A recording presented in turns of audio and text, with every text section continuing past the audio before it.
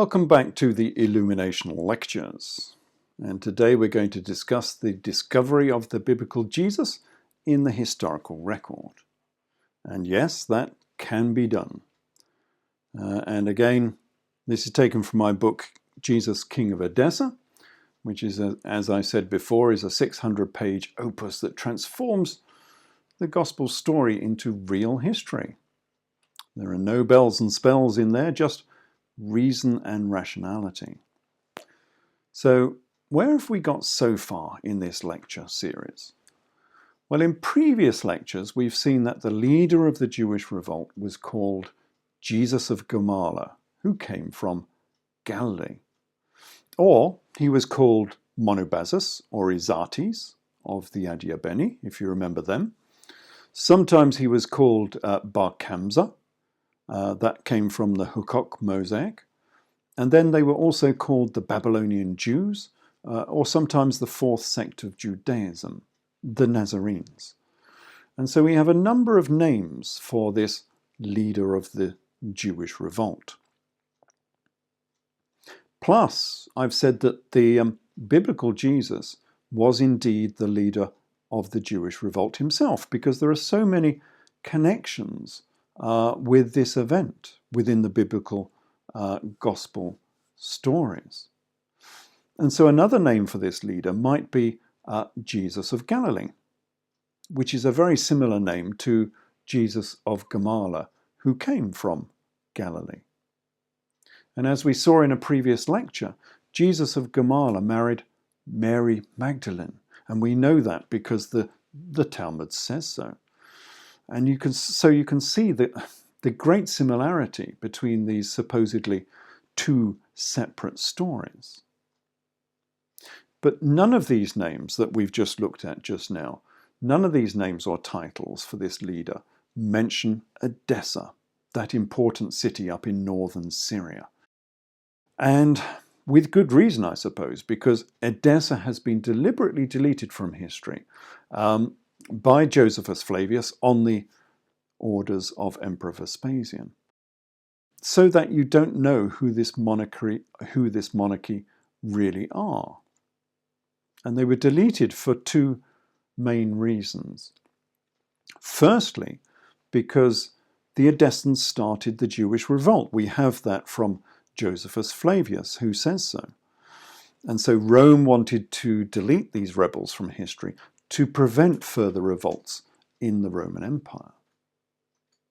And secondly, they were deleted because the Edessans were too closely connected to what became the biblical story. And so the subsequent Catholic Church continued this cover-up. And so the centennial cover-up of Edessa became the millennial cover-up of Edessa. And that has continued right up until the current time. So let's look at the Edessan monarchy in some more detail then. Now, the founding father of the Edessan monarchy, as far as my books actually say, was King Abgarus Okama V, who you might not have heard of, but here is a coin of Abgarus. And the legend is in Greek, and it says Abgarus Basileus, which means King Abgarus. And these are from a later era, but all of the Edessan monarchs wore the same royal regalia for more than 2 centuries. And so this image is representative of what these monarchs would have looked like in the 1st century. And this second coin is perhaps the finest in circulation. And as you can see, these are real monarchs with a real capital city and real coins, giving us real historical events. And note on this coin the traditional straight nose of the Edessan monarchs. The Roman emperors, which are also depicted on some of these coins, are not depicted in the same fashion at all. Notice all the royal crown of the Edessans and the diadema headband. You can perhaps see the tassels of the headband just behind his neck there. And again, the legend is in Greek on this coin, and it says Abgarus Basileus, King Abgarus. Well, now we can probably see why the nicknames for the leader of the Jewish revolt were coined. Remember, we've just been through this, that the pseudonyms given for the leaders of the Jewish revolt included the titles Gamala and Kamsa. And yet most Talmudic nicknames are a simple play on words, so we're just looking for a simple play on words here. And in this case, I think Gamala and Kamsa were both derived from Karma, which was the title of King Abgarus o Karma. And so, well, this is important because it confirms that all of these names refer to this same monarch and the same monarchy. So they refer to King Abgarus, who was the founding father of the kings of Edessa. And some modern historians will say that Abgarus o Karma means Abgarus the Black. But this doesn't refer to black skin, as is often said. It refers to Cam, the original name for Egypt. So Abgarus o Karma means Abgarus of Egypt, which is correct because King Abgarus was descended from Queen Cleopatra VII, as we saw in Lecture 1. Do tune into that lecture because it's very interesting and it shows the ancestry of this particular monarchy. So King Abgarus had two sons in the 1st century, and they were King Manu V and King Manu VI. And here is a coin of one of those monarchs. As you can see, it's a little bit rougher than the previous ones because this is an early coin. Some historians have said that this coin is from the 2nd century, but since it's of such poor quality and the legend is written in Aramaic, it is highly likely to be an original 1st century coin. And thus it will be a coin of King Manu V or the 6th. And the legend on this one is in Aramaic, as I say, and it reads Manu Malek, or King Manu. So we know who this particular king was. And we'll come across this particular king later in this lecture. So the sons of King Abgarus of Edessa were called Manu. But Josephus has a different name for them, and he calls these sons Izates and Monobazus. And Monobazus, as we've seen before, is a Greek title. It's a bastardized Greek title, meaning Monobasilus, the only king. While Izates is said to mean angel or divine being. But as I said before, it's probably actually Aramaic for strong horse, and therefore it's the same as the Greek Hippocrates. Remember that Mesopotamia used to speak Greek until probably until about the 1st century BC, and then the lingua franca, the common language of Mesopotamia, slowly turned into Aramaic due to the Parthian invasion of the Greek Middle East. So Izates could be an Aramaic translation of a Greek name. And this Edessan monarchy is intimately connected to the biblical story.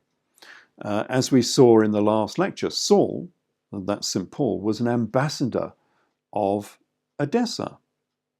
Yes, this is how closely linked this monarchy is to the biblical story.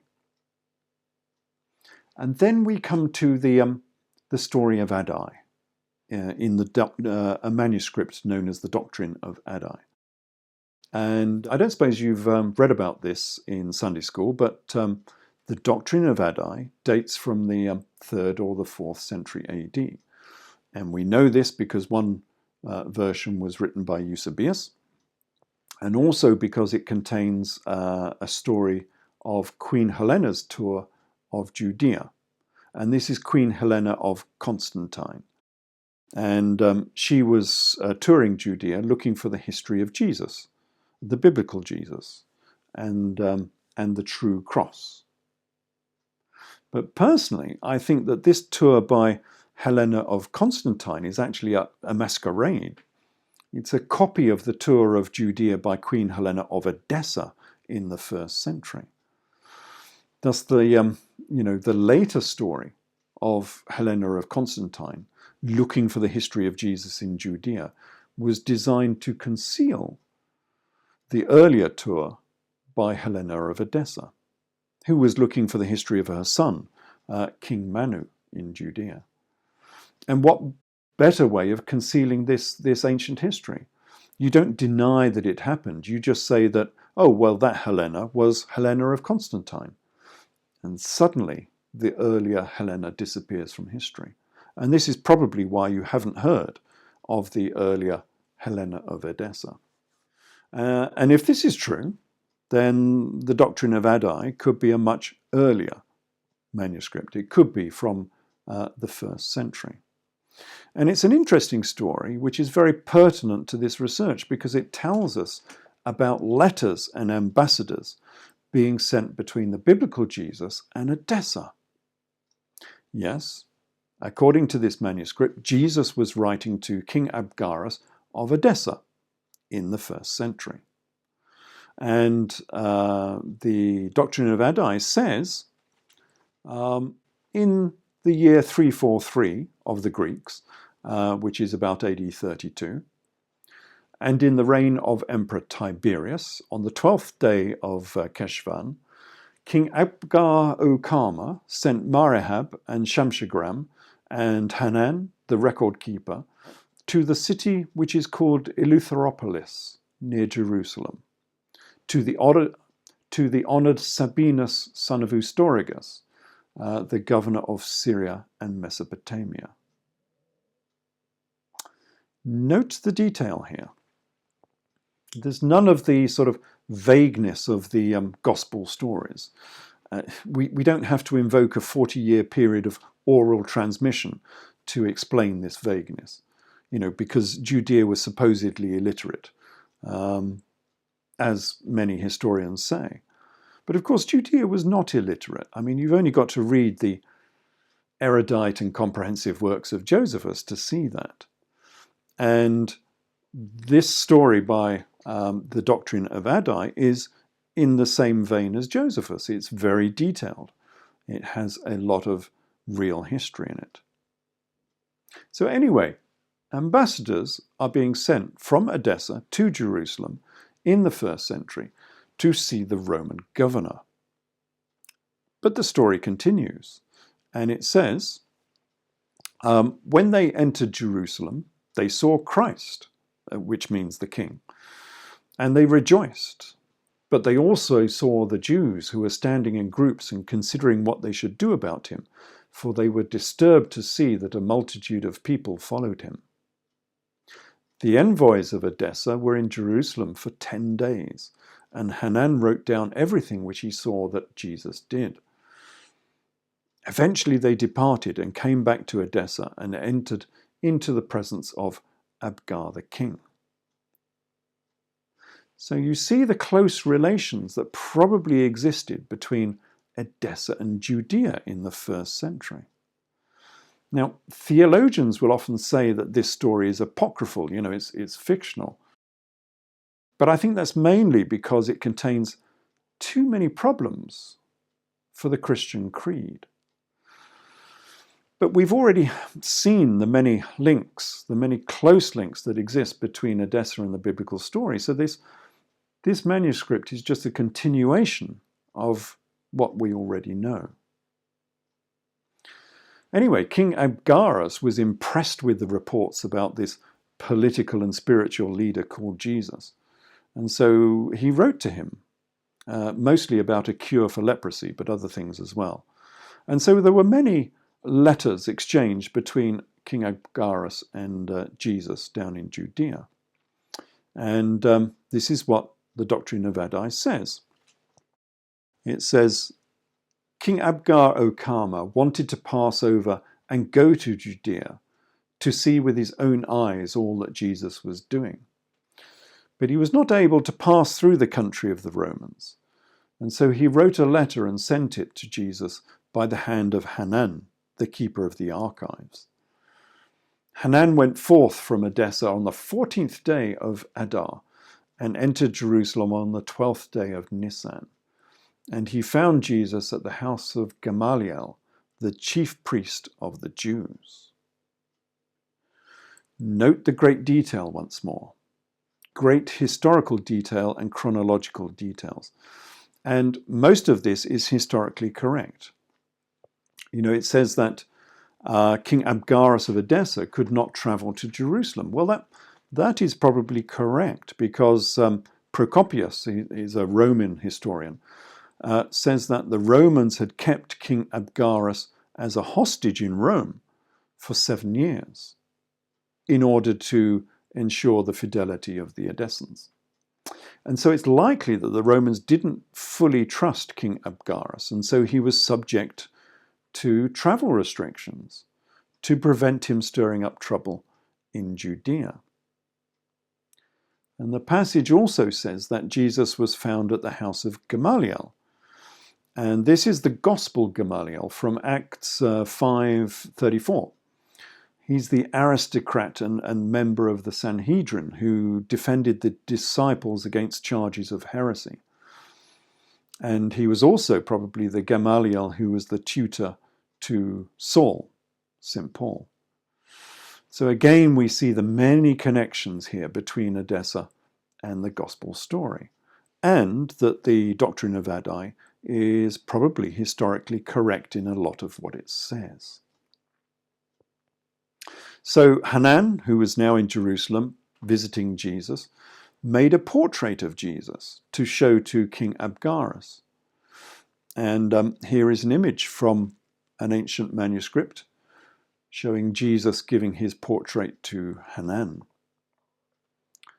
And this portrait was probably the Mandilion, a name which may mean handkerchief. We're not sure about that, but it may mean handkerchief. And this was probably one and the same as the veil of Veronica. Now, the Veronica image was said to be miraculous, whereas Hanan's portrait was a painting made with the choicest of pigments, as the document says. I think one version of the doctrine of Addai says it was miraculous. But anyway, we have a painting and we have a miraculous image. And here is King Abgarus of Edessa receiving the painting of Jesus from Hanan. And this is a modern image. This comes from Our Lady of Victory's Church in Paterson, New Jersey. And it's quite a wonderful and evocative stained glass window, isn't it? Nice to see new modern stained glass windows being produced that of such fine quality.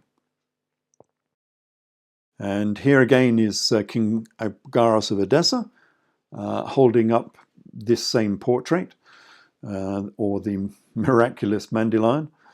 And this again is another modern image. This comes from a Russian cathedral. And so this story of the doctrine of Addai is still recognized and venerated in certain Christian denominations. But of course, we don't have this portrait anymore, and the story is often said to be apocryphal. But within the doctrine of Addai, it is said that the portrait was hidden in the walls of Edessa in the 1st century. And it stayed there until Khosrow II of Persia discovered it in the 7th century. And so then it remained in the hands of the Saracens for 300 years until Emperor Lecapenus purchased it in the 10th century. And here is the Mandilion arriving back in Constantinople in the 10th century AD. And this is taken from the manuscript of Johannes Stylites, or John the Stylite. It comes from the National Library of Madrid, this particular one. Interestingly, this particular manuscript was preserved in the Chronicle of Zuchnin, which is important in this research because the Chronicle of Zuchnin is one of the few chronicles that records the history of Edessa, And of course, I use that quite a lot in my books. And viewers might ask, actually, what is a stylite? Well, here is a stylite. A stylite is a hermit who sat on the top of a pillar for the whole of his life. And pilgrims used to come and give offerings, which were pulled up on ropes to the top of the pillar. Although I dare say that the stylite probably came down again when nobody was looking. Otherwise he would be stuck there for the whole of his life. But these stylites were very popular in Eastern Christian churches, and here are some photos I took of very early stylite pillars. This particular one comes from Antioch Orontes. It's on the shores of the Mediterranean, and it comes from a monastery just to the south of Antioch. And the stylite pillar is that base of the pillar you can see right in the center of the photo there. And this is the second one. This comes from the Haran Basilica, which lies just to the south of Edessa. And you can see the stylite, the base of the stylite pillar, in that octagonal room, just inside the basilica there. And so this form of devotion was very popular in the East, and it was, we don't quite know why they used to do this, but it's possibly linked to the Priapus idol of Queen Macatamar. If you remember, that was a subject that was covered in the last lecture. So where were we? Oh yes, we were looking at letters and ambassadors being sent from Edessa to Judea to see the Roman governor and to see Jesus, of course. And this is a very similar story to the one we saw of Saul Josephus, St. Paul, who was sent from Edessa to Judea in AD 47. And he went there with famine relief money because there was a famine in Judea at the time. And I say that these two stories document the same event. But there are different dates here. The Doctrine of Addai says that this occurred in the time of Emperor Tiberius, who reigned from AD 14 to AD 37, and not in the time of Emperor Claudius. But it had to say this to conform to the biblical chronology. So is that earlier date correct? Well, like most of these early texts, there seems to be a gaping hole in the chronology here. Because although the name of the emperor agrees with the biblical chronology, the name of the Roman governor of Syria in the same text does not. And in the text, he's being called either Sabinus, son of Eustorigus, or Marinus, son of Sterog. But this is not correct, because the three governors who reigned during the time of Tiberius were Lucius Lamia, Lucius Flaccus, and Lucius Vitellius. So who was this Marinus Sabinus character? Well, after much research, I found that there was a Roman governor of Syria who was the primary student of Masurius Sabinus. And he took over the Sabinian school of law in the 1st century.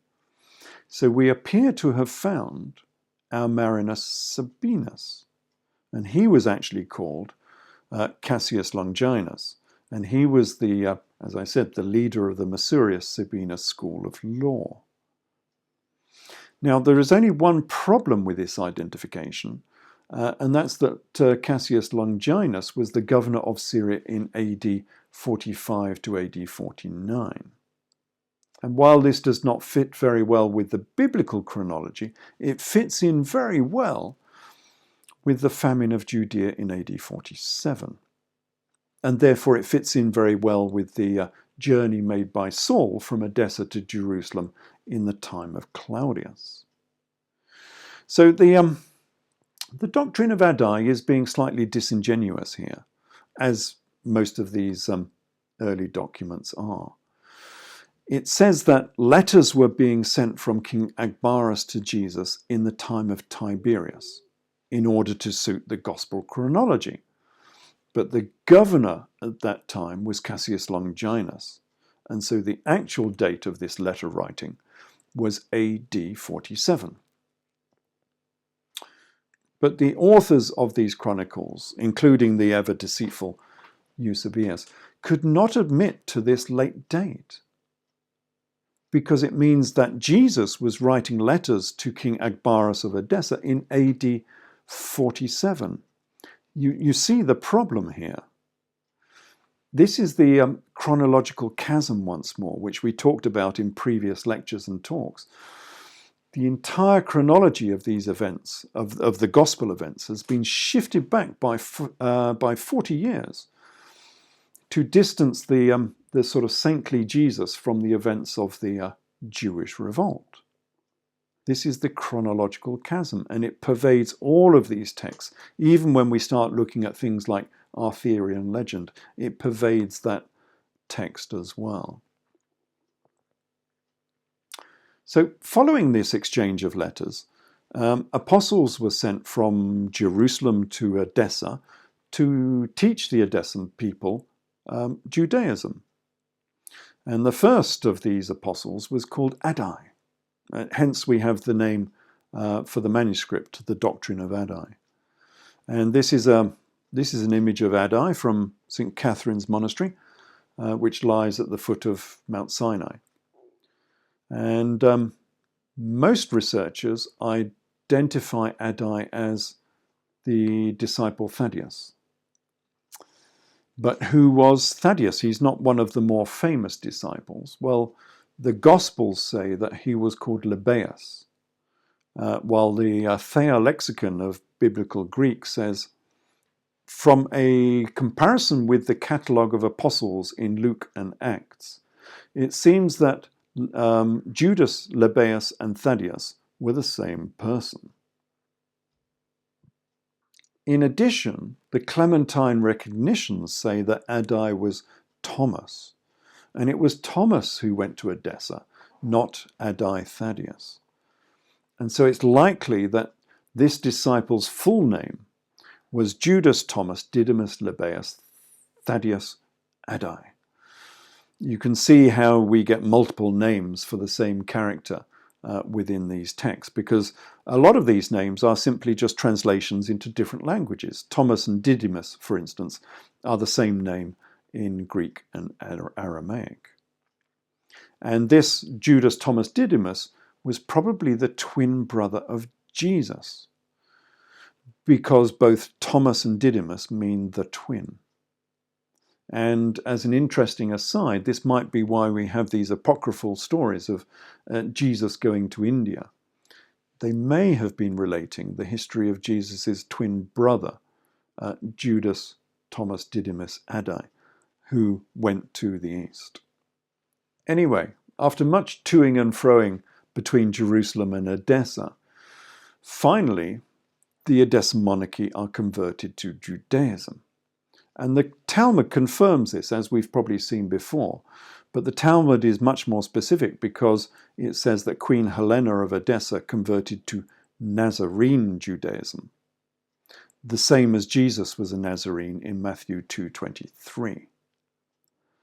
Okay, so what does all this have to do with the Jewish revolt?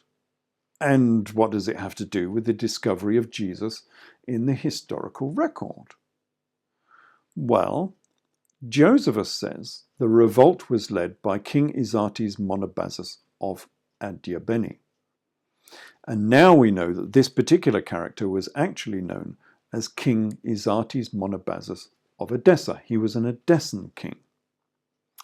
And now the revolt started in AD 66, so all we need to do is look at the Edessan king list for this time.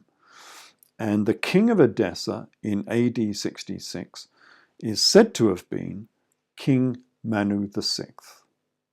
And if we add Josephus's name to this, we get King Izas Manu VI of Edessa.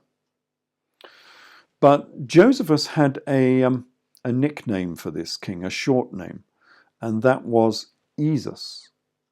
And so perhaps his full name, that he would have been known as in many texts, was King Jesus Manu VI of Edessa. And he became the de facto king of Judea in AD 66 because he was involved in the Jewish revolt.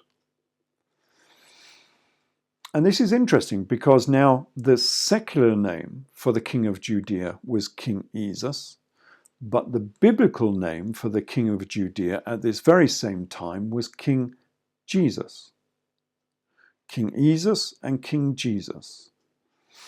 And so it's likely that the name for the biblical Jesus actually came from the Persian Izas and not the Aramaic Joshua. And this is probably why Jesus is called Issa in Arabic, because Issa comes from Izas, not from Joshua. But of course, the biblical scribes could not admit that Jesus had a Persio-Parthian name, and so they invented a rather spurious link to the Aramaic name Joshua. In addition to this, Jesus also had another title, which is a little less known perhaps. And that comes from Matthew 1:23, which gives a prophecy. And the prophecy says, "Behold, a virgin shall be with child, and she will bring forth a son, and they will call his name Emmanuel," which means God with us. Which is a wonderful prophecy, except that nobody ever called Jesus Emmanuel. And so the prophecy that foretold the new Messiah was wrong. And so you might say the whole of the New Testament is meaningless because it was based upon a false prophecy. Or was it? Actually, it's possible that this is the final piece of this jigsaw puzzle. The piece that was only given to high initiates, the piece that provided illumination to the illuminated. And why do I say this? Well, it's because the full names and titles of these two kings of Judea are now King Izas Manu of Judea and Edessa, and King Jesus Emmanuel of Judea.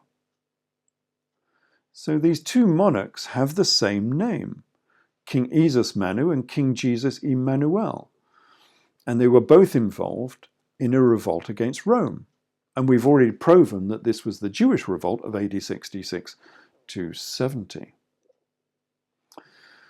And Josephus Flavius says that King Izas Manu not only started and led the Jewish revolt, he was captured after the revolt ended. And he says of this, "The sons and brethren of King Izates besought Caesar to give them his right hand for their security. For the time being, Titus kept them all in custody and put the king's sons and kingsmen into chains and led them with him to Rome in order to make them hostages for their country's fidelity to the Romans." And in a very similar fashion, the biblical Jesus was captured and imprisoned. And the Gospels say of this, "And there was one named Barabbas, which lay bound with them, that had made revolution with Jesus, and who had committed murder in the revolution." So it's very, very similar to what Josephus is saying about the Edessan monarchs. But going back into the historical record, the record by Josephus Flavius, what happened to the Edessan king who was leading the Jewish revolt? Well, according to Josephus, he was crucified, which is most interesting indeed. And Josephus says of this, he says, "I was sent by Titus Caesar with 1,000 horsemen to a certain village called Tekoa. As I came back, I saw many captives being crucified and remembered 3 of them as my former acquaintances. So I immediately commanded them to be taken down and to have the greatest care taken of them in order to aid their recovery. Yet 2 of them died under the physician's hands, while the 3rd recovered. Interesting, isn't it? Now, before he changed sides, Saul Josephus had worked for the Edessan monarchy. Indeed, he had been the Edessan ambassador, as we've seen previously. So the former acquaintances of Josephus that he was talking about here had been the kings and princes of Edessa, the very people who he saw being crucified on his journey back from Tekoa. And yet Josephus arranged for them to be taken down early from the cross. But is this not the gospel crucifixion story, where the biblical Jesus was crucified alongside 2 others, but taken down early, and only one survived? Well, the Gospels say of this, there were 2 zealots crucified with him, one on the right and one on the left. And those that passed by reviled him, saying, "You who destroyed the temple and builded it again in 3 days, save thyself. If thou be the Son of God, come down from the cross." So Jesus was crucified alongside 2 others, just as the Edessan king was crucified alongside 2 others. And Jesus here is being accused of destroying the temple. But when was the Temple of Jerusalem destroyed? Well, it was destroyed after the Jewish revolt in AD 70, at the very time when those Edessan kings and princes were being crucified and then taken down early from the cross by Josephus. And remember also, this gets more and more interesting as it goes on, remember that Jesus was taken down early from the cross by Joseph of Arimathea. Now the Gospels say of this, Joseph of Arimathea went boldly unto Pilate and craved the body of Jesus. And Pilate marveled that he was already dead, and he gave the body to Josephus. This is Jesus being taken down from the cross, and Joseph of Arimathea is the character on the right, I think, with the turban. So King Jesus Emmanuel, the biblical Jesus, was taken down early from the cross by Joseph of Arimathea, while King Izas of Edessa was taken down early from the cross by Josephus Flavius. So is Joseph of Arimathea actually Josephus Flavius? Well, we'll see more evidence for this in later lectures. But more than that, the Gospels say that Jesus was crucified while wearing a plaited crown of thorns. And the Gospels say of this, and they clothed him with a purple robe and plaited a crown of thorns and put it about his head. And in a strikingly similar fashion, the Edessan kings always wore a purple robe and a crown of thorns.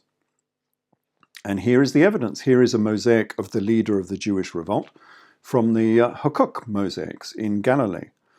We talked about these in Talk 1. And he was called Bar Kamza, the son of King Kamza, who we now know was King Izas Emmanuel of Edessa, the leader of the Jewish revolt. And so this is a very early depiction of the biblical Jesus.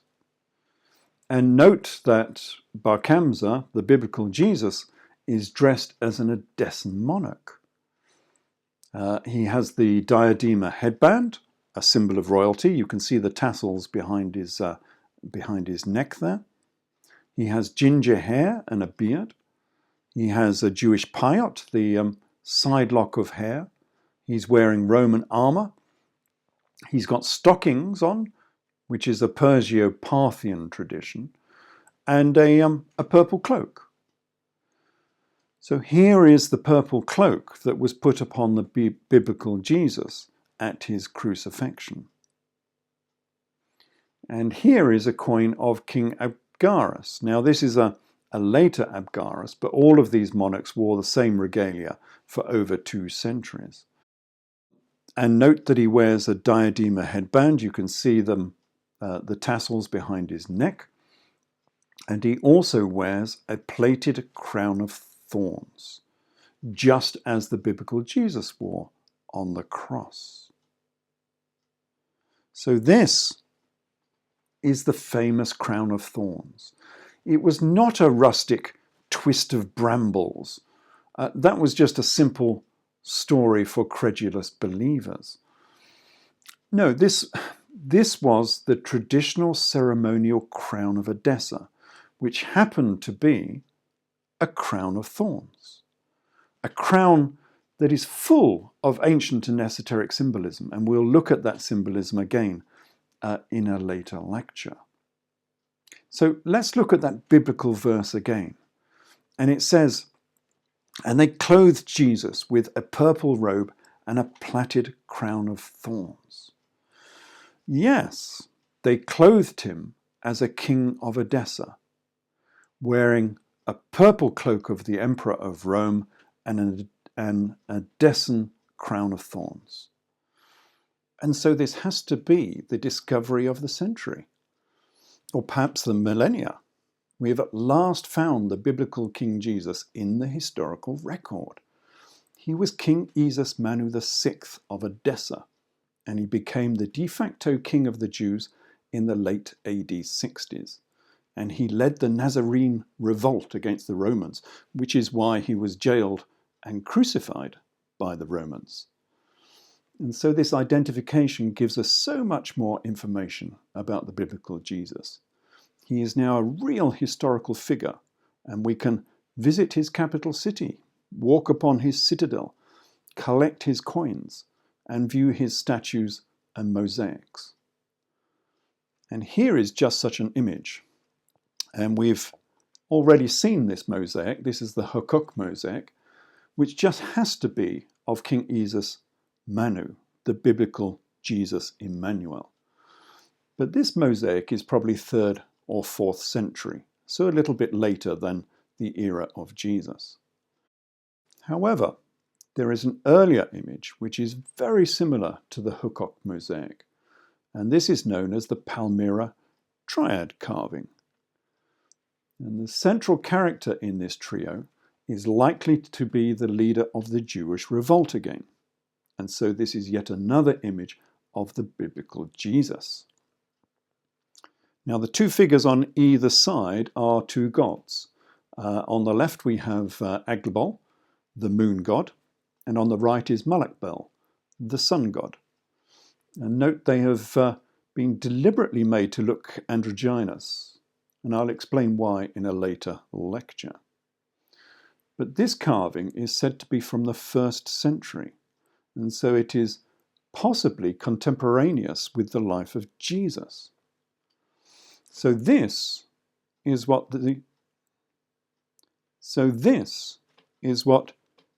Jesus actually looked like. Note again the long hair and beard, which is why Jesus was always portrayed with long hair and a beard. But the similarities between the Palmyra carving and the Hukuk mosaic continue. Note the diadema headband with the tassels behind, the same as on the Hukuk mosaic. And then there is the Roman armour, and even the Perso-Parthian leggings that we talked about. And then there is the cloak fastened with a circular fibula, and no doubt that cloak was originally coloured purple once more. But do remember that only the Emperor of Rome was allowed to wear a purple cloak. Anyone else wearing one was effectively saying that they were the equal of the emperor, and that they were sort of sending out a signal of rebellion, which is why King Yuba I of Mauritania was executed for wearing one. And so now we know why these gospel events happened, and the full story goes something like this. In AD 4, the royal family of Queen Theomusa Aurania was exiled from Parthia and settled in Edessa, close to the Euphrates. And there they built a successful city-state, which was known as the Osrone, the Kingdom of Edessa. And this was started off as a tax-free buffer state between Rome and Parthia.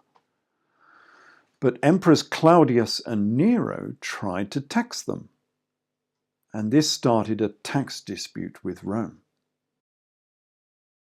But moving on to AD 66, and it was quite obvious that Nero was a dead man walking, and he had no heirs.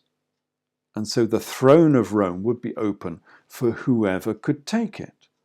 All you needed was a chest full of money and a loyal army. So King Izas Manu VI of Edessa started the Jewish revolt, not simply to take over Judea, but as a stepping stone to taking over the throne of Rome. He wanted to be Emperor Izas Manu of Rome, the first Eastern emperor of Rome. But Rome sent Vespasian to Judea to quell the revolt. And then we had the year of 4 emperors, where 3 emperors were deposed in 1 year. And that left 2 contenders in Judea in December AD 69. And they were King Izas Manu of Edessa and Commander Vespasian of Rome, who were fighting the Jewish revolt in Judea, not for the throne of Judea, but for the throne of Rome. Further evidence for this comes from the star prophecy, which said that a king from the east would become the new emperor of Rome. But remember, it was Jesus who was born under the eastern star, not Vespasian. And the Gospels say, "There came magi from the east, saying, 'Where is he that is born the King of the Jews? For we have seen his star in the east, and are come to worship him.'" So the star prophecy belonged to King Izas Jesus, the biblical Jesus, the king of Edessa, the king of the Jews. But Vespasian defeated King Izas Jesus during the Jewish revolt. And Josephus Flavius, and he says so himself, Josephus Flavius gave the star prophecy to Vespasian. And so Vespasian went back to Rome to become the next emperor. So we have a couple of misnomers here in the traditional history. The year of 4 emperors really should be the year of 5 emperors, with the 5th emperor being the aborted claim of King Izas Jesus of Edessa for the throne of Rome, the biblical Jesus. And the Jewish revolt was really the more like the Eastern Roman revolt. It had nothing much to do with Judea and everything to do with a power grab within the Roman Empire. It was more or less the same as the Battle of Bedriacum in Italy, where Vespasian's army defeated Emperor Vitellius in AD 69, and then Vespasian defeated Emperor Izas Jesus in AD 70 in Judea. The only difference between these 2 battles being that King Izas Jesus had not yet been to Rome to formalize his claim to be the new emperor. But he wore the purple cloak of an emperor, so it's pretty obvious what his true goals were.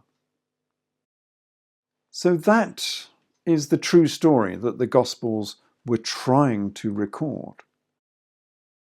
But what happened to the survivors of this Eastern Roman revolt?